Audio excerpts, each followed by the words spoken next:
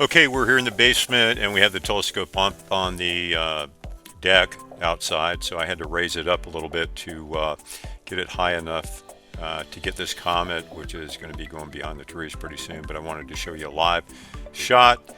This is through a William Optics GT71 at 336 millimeters, and this is Comet Tsuchinshan A3 Atlas.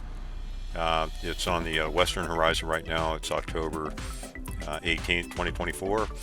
And we're shooting a time exposed image. We're doing 30-second photos right now. I've got it set up on a sequence, doing 30, 60, 120, and 180. And I think when we get to the 120 and 180, it's going to be a little bit overexposed.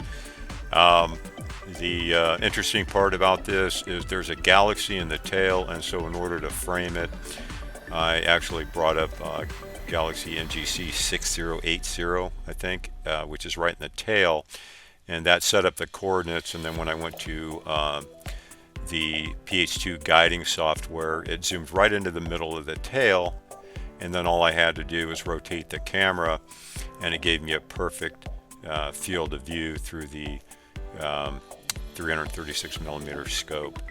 So it turned out perfect. I'm actually shooting the center of the tail right here, which gave me the head there, a little bit in the front and a little bit behind. I can't fit the whole comet in the picture, it's too big.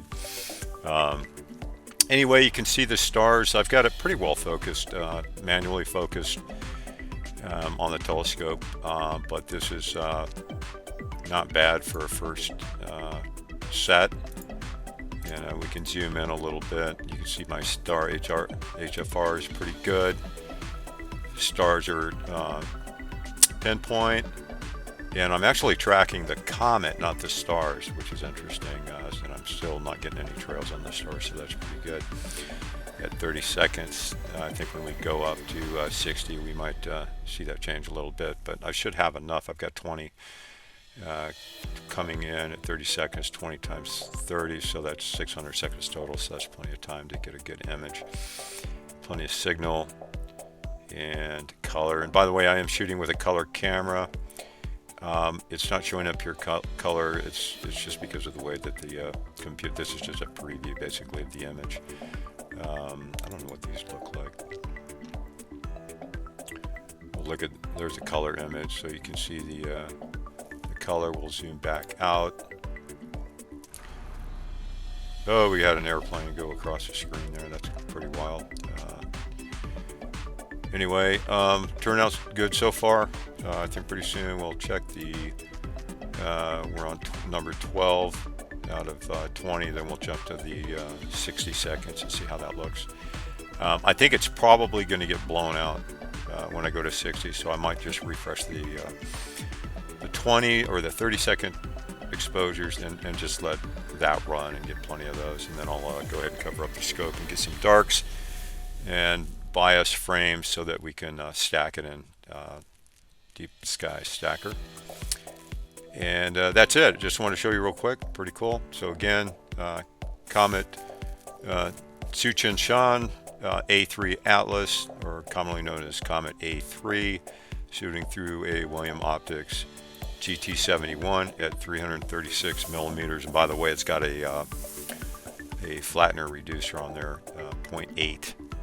So it's bringing the 420 millimeters down to 336. And our cooler is running at let me check the camera here. So our camera is running -3. I think I'm going to keep cooling that. I don't know why it stopped, but we'll continue to cool that as it's shooting.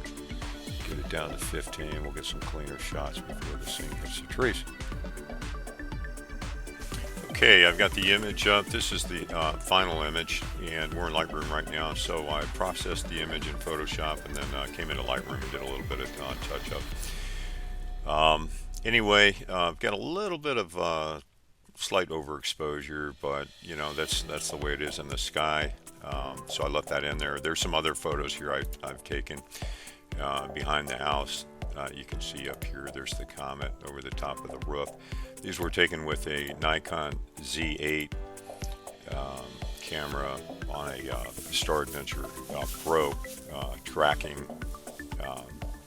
mount, which is for DSLR cameras. But anyway, I've got a series of photos, and I'll post those where you can see them in the image. There's a bunch from the house, and then here's some close-ups using a 200mm f2.8 Nikon lens. This is over the backyard. You can see we had a lot of moonlight, and these were about 30 seconds, I think. And so out of a DSLR, you can see it showed it clearly. And yeah, this is another one. You can see how long that tail is and why I wasn't able to get all of that in the telescope. But this is one that it had a little bit of an orange tint. I had a real hard time keeping the